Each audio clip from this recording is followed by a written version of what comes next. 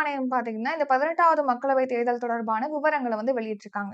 இதுக்கு முன்னாடியே நம்ம பார்த்திருப்போம். எவ்வளோ பேர் வாக்களிக்க தகுதி பெற்றிருந்தாங்க, எவ்வளோ பேர் வாக்களிச்சிருக்காங்க அப்படிங்கிற மாரியான விவரங்கள நம்ம எலக்ஷன் அப்பவே அந்த டைம்லயே பார்த்திருப்போம் கரண்ட் அஃபேர்ஸ்ல. இப்போ தேர்தல் ஆணையம் பாத்தீங்கன்னா, இறுதி விவரங்கள வந்து ரிலீஸ் பண்ணியிருக்காங்க. அதுல என்ன தெரிவிச்சிருக்காங்கன்னா, இந்த 18வது மக்களவை தேர்தல்ல வாக்களிச்சிருக்காங்க இல்லையா?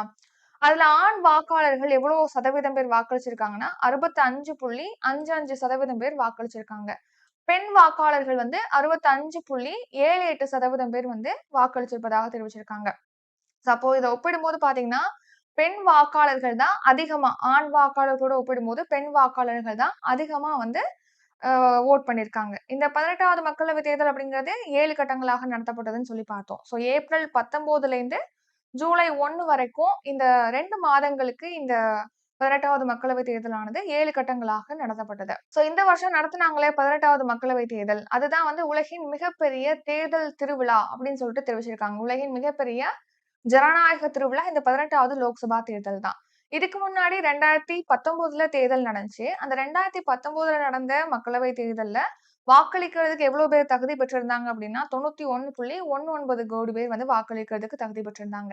இப்போ நடைபெற்ற 18வது மக்களவைத் தேர்தல்ல எவ்வளோ பேர் வாக்களிக்கிறதுக்கு தகுதி பெற்றிருக்காங்கன்னா, 97.97 கோடி பேர். இதுக்கு முன்னாடி பார்க்கும்போது நம்ம 96.98 கோடி பேர் பார்த்திருப்போம். இப்போ தேர்தல் ஆணையம் வந்து இறுதி பட்டியலா தான் ரிலீஸ் பண்ணியிருக்காங்க. அப்போ இது வந்து அப்டேட் பண்ணி சொல்லியிருக்காங்க. 97.97 கோடி பேர் வாக்களிக்கிறதுக்கு இந்த 18வது மக்களவைத் தேர்தல்ல தகுதி பெற்றிருக்காங்க. இப்போ வாக்களிக்கிறதுக்கு தகுதி பெற்றவங்க 97.97 கோடின்னு சொல்லி பார்க்கிறோம். ஆனா ஆக்சுவலா எவ்வளோ பேர் வாக்களிச்சிருக்காங்க அப்படின்னு பார்க்கும்போது, 64,20,869 பேர் தான் வாக்களிச்சிருக்காங்க. 2019ஆம் ஆண்டு நடைபெற்ற தேர்தல்ல 61.4 கோடி, இப்போ 64.6 கோடி பேர் வந்து வாக்களிச்சிருக்காங்க. இதுல அதிகமா இந்த 2024ஆம் ஆண்டுக்கான 18வது மக்களவைத் தேர்தல்ல எந்த தொகுதியில அதிகபட்சமான வாக்குகள் வந்து பதிவாயிருக்கு அப்படின்னா, அசாம் மாநிலத்தில துப்ரி அப்படிங்கிற மக்களவை தொகுதியில தான் அதிகமான வாக்குகள் பதிவாயிருக்கு. அதாவது 92.3% வாக்குகள் வந்து அங்கே பதிவாயிருக்கு.